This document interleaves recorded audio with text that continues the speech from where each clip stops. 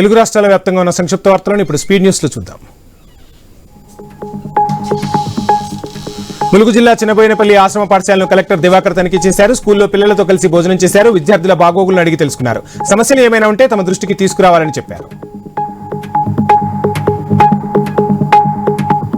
సూర్యాపేట జిల్లాలో 6 గంజాయి స్మగ్లర్లను పోలీసులు అరెస్టు చేశారు. నిందితుల నుంచి 12 కేజీల గంజాయి, 6 సెల్ ఫోన్లు, ఒక స్కూటీ స్వాధీనం చేసుకున్నారు. నిందితులను అదుపులోకి తీసుకుని రిమాండ్కు తరలించారు పోలీసులు.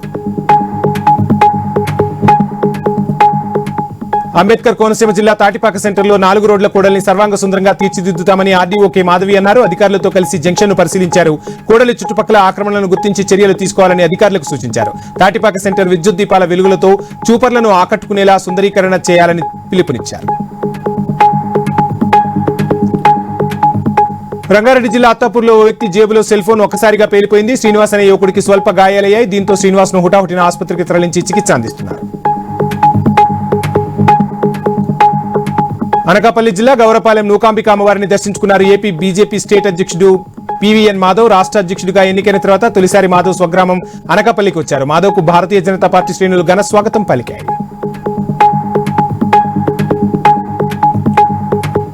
వంగవీటి మోహనరంగా తన జీవితమంతా ప్రజాసేవకే అంకితం చేశారని మాజీ మంత్రి కాపు కార్పొరేషన్ చైర్మన్ కొత్తపల్లి సుబ్బారాయుడు తెలిపారు. పశ్చిమ గోదావరి జిల్లా కోటిపల్లివారి వీధిలో వంగవీటి రంగా జయంతి వేడుకలు ఘనంగా నిర్వహించారు.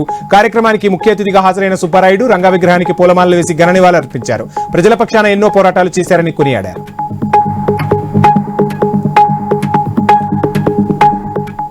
యాదాద్రి భువనగిరి జిల్లాలో పెను ప్రమాదం తప్పింది. హైదరాబాద్ విజయవాడ నేషనల్ హైవేపై రెడ్డిబావి స్టేజ్ వద్ద 5 కార్లు ఒకదానికొకటి వరుసగా ఢీకొన్నాయి. కారులో ఉన్న ప్రయాణికులకు ఎలాంటి గాయాలు కాకుండా సురక్షితంగా బయటపడ్డారు.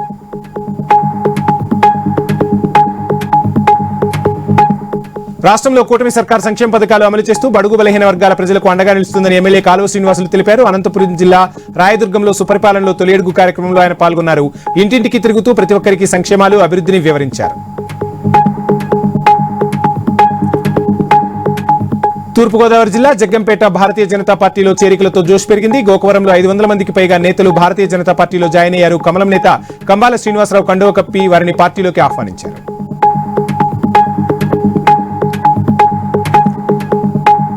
అన్నమయ్య జిల్లా కట్టవారిపల్లిలో సుపరిపాలనతో తొలిడుగు కార్యక్రమం నిర్వహించారు. కార్యక్రమంలో జిల్లా పార్లమెంటు తెలుగుదేశం పార్టీ అధ్యక్షుడు చమర్తి జగన్మోహన్ రాజు పాల్గొన్నారు. గ్రామంలో ఇంటింటి ప్రచారం నిర్వహించారు.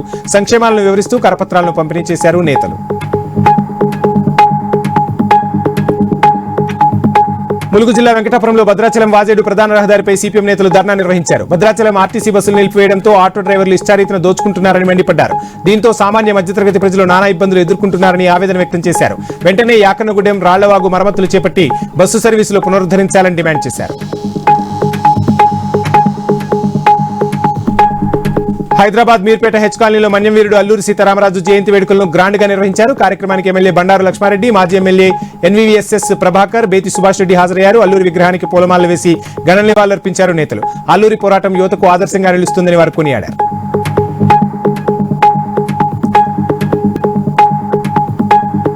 రామ్నగర్ లో తెలంగాణ జాగృతి నాయకుడు డేవిడ్ కుటుంబ సభ్యులను పరామర్శించారు ఎమ్మెల్సీ కవిత. డేవిడ్ తల్లి ఇటీవల మృతి చెందడంతో వారి కుటుంబీకులకు కవిత ధైర్యం చెప్పారు. యేసుమణి చిత్రపటం పూలమాల వేసి ఘన నివాళులర్పించారు. బాసర IIITలో బీటెక్ కోర్సుల ప్రవేశానికి ఎంపికైన విద్యార్థుల జాబితాను వీసీ గోవర్ధన్, ఓఎస్డీ మురళి విడుదల చేశారు. 20,258 అప్లికేషన్లు రాగా 1690 మందిని ఎంపిక చేశామన్నారు. ఇందులో బాలికల సంఖ్య 72%గా ఉంది. తన వ్యాఖ్యలపై కవిత లేదా ఇతరులకు క్షమాపణ చెప్పే ప్రసక్తే లేదన్నారు కాంగ్రెస్ నేత ఫిరోజ్ ఖాన్. సికింద్రాబాద్ లో మహిళా కమిషన్ చైర్మన్ నేరెళ్ల శారద ముందు విచారణకు హాజరైన తర్వాత ఈ వ్యాఖ్యలు చేశారు. తన వ్యాఖ్యల్లో ఎవరిని ఎలాంటి కించపరిచే వ్యాఖ్యలు చేయలేదన్నారు ఫిరోజ్ ఖాన్. వికారాబాద్ జిల్లా పరిగి మండలం మల్కాపూర్ శివార్లో రోడ్డు ప్రమాదం చోటు చేసుకుంది. 2 యువకులు గాయపడ్డారు. లారీ బైక్ ఢీకొనడంతో ఈ ప్రమాదం చోటు చేసుకుంది. బైక్ లారీ కింద పడి మంటలు రావడంతో స్థానికులు కంగారు పడ్డారు. పూతలపట్టు నియోజకవర్గంలో ఈ నెల 9న మాజీ సీఎం జగన్ పర్యటించనున్నారు. బంగారుపాలెం మండలంలోని మార్కెట్ యార్డులో మామిడి రైతులతో ముఖాముఖి నిర్వహిస్తారు సీఎం. ఈ సందర్భంగా జగన్ హెలికాప్టర్ దిగే ప్రాంతాన్ని వైసీపీ నేతలు పరిశీలించారు.